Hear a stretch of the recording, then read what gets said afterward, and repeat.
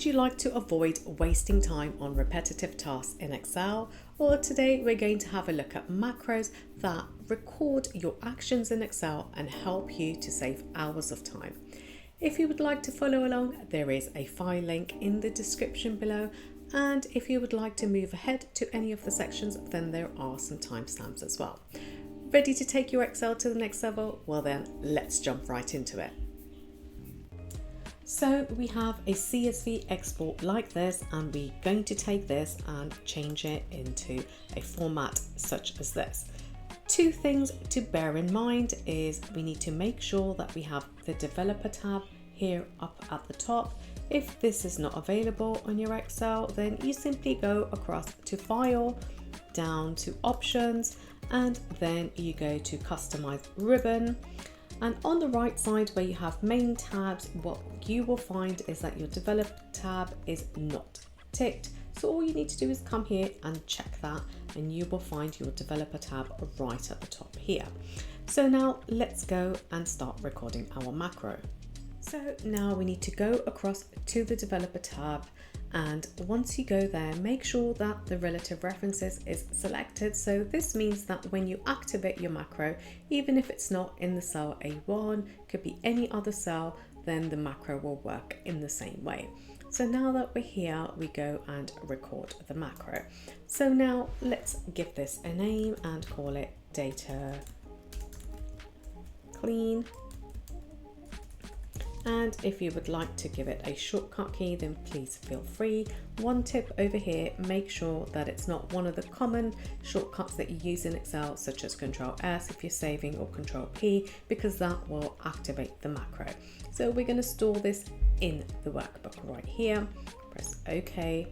And now when you see the square up here, it's recording, and you also see a square down here. That means that the macro is now recording every action that you take. So the first thing that we're going to do is, if you look down column A, we have all the data that is actually just in column A, and there isn't anything in the rest of the columns. So let's select column A, go across to data, then text to columns. So let's go next, and it's delimited by a comma over here. So every single element is limited by a comma. If there is anything else or any other type of delimiter, you could add it here. So for example, if there was a hyphen or something like that, you could add it here. But here we go. Let's go to next. You can now add the destination either in the A1, or you could choose another cell reference. Let's finish that. As you can see, now we've split up our text. Now I like to always go and arrange the columns. So Control A to select, Alt H, O and I to then have the columns in the right format. Let's now change the date. So the shortcut to change back to the date format is Control Shift and hashtag. Then we want to go across to the department, and as you can see, this is not in the correct text. So what we want to do is make sure that this comes into a proper text. We're going to use a helper column over here. So let's go and type in equals proper, highlight the text in the cell, close the bracket, and now we can just double click to get this all the way down the data set. Control C to copy, go across here, Control Shift and V, and that pastes this in the correct text. Now let's just delete this. We can come across here, and now we see the quantity sold. So perhaps we want to have a proper format of our numbers. We can then add two decimals and have a comma. On our thousands, we do Control Shift and exclamation mark, and that gives us the correct format there. Similarly, we're going to have the column G in dollars, so Control Shift and the dollar sign. Now, depending on your keyboard, it will come up with the currency that it's set as a default, and mine is in GBP, so that's going to come up as GBP. You simply just go across and you can change it to dollars. Now let's give the column at the top with the headers some type of format, and we can just highlight it in blue, and let's give it a white color, and let's Control B to bold it. We have that. Now perhaps we want to bold as well the date. We could do the whole column, Control B.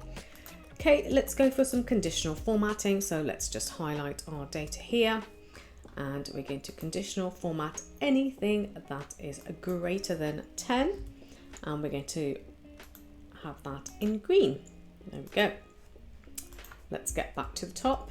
Now our price, let's highlight the cells here, go right back to the top, and what we'll find is we're going to have a look at the conditional formatting in color scales.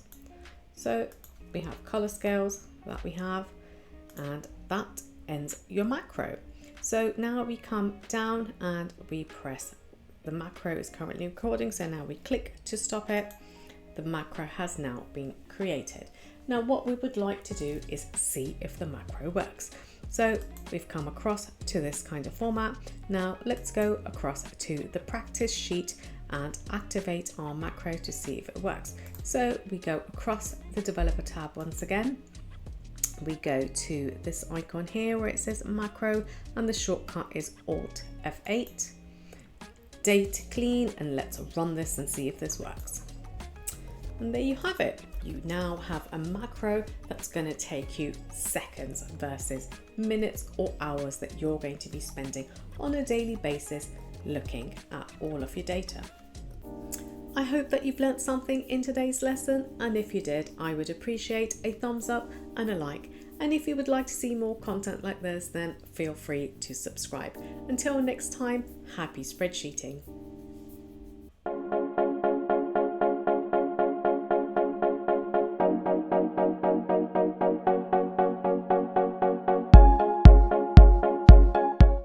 Some timestamps as well.